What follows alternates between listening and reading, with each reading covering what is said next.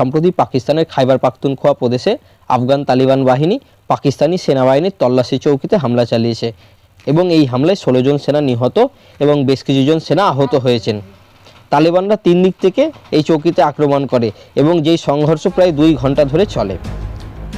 আফগানিস্তানের পাকাটিকা প্রদেশে পাকিস্তানের বিমান হামলার প্রতিশোধ নেওয়ার জন্য আফগান তালিবানরা পাকিস্তানের বিভিন্ন স্থানে আক্রমণ চালিয়েছে।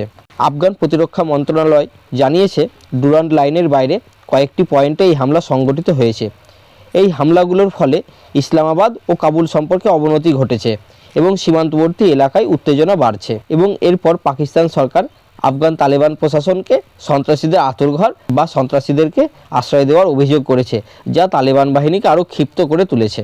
আফগান তালিবান বাহিনীরা এবার পাকিস্তানের বিরুদ্ধে ফুল স্কিল যুদ্ধের ঘোষণা দিয়ে দিয়েছে এবং সেই সাথে তালিবান যোদ্ধারা পাকিস্তানি সেনাবাহিনীর ব্যবসায়িক সাম্রাজ্যে আঘাত করার হুমকি দিয়েছে।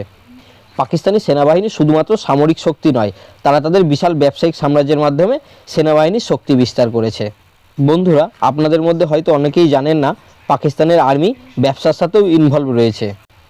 তালেবানের এক মুখপাত্র জানিয়েছেন পাকিস্তান সেনাবাহিনীর শুধুমাত্র সামরিক ক্ষমতার জন্য পরিচিত নয়, তাদের বিশাল ব্যবসায়িক সাম্রাজ্য রয়েছে যা দেশের বিভিন্ন অর্থনৈতিক খাতে প্রভাব বিস্তার করে।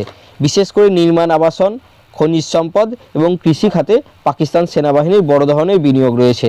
তালেবান মনে করে এই ব্যবসাগুলোই পাকিস্তানের সেনাবাহিনীর অর্থনৈতিক শক্তির মেরুদণ্ড। তালেবান দাবি করেছে যে পাকিস্তান সেনাবাহিনী আফগানিস্তানের অভ্যন্তরীণ বিষয়ে হস্তক্ষেপ করছে। এর প্রতিশোধ নিতে তালেবান এখন পাকিস্তান সেনাবাহিনীর অর্থনৈতিক কার্যক্রমকে টার্গেট করার পরিকল্পনা করছে। বিশেষ করে সীমান্তবর্তী অঞ্চলগুলোতে সেনাবাহিনীর ব্যবসায়িক প্রকল্পগুলির উপর হামলার আশঙ্কা বেড়েছে।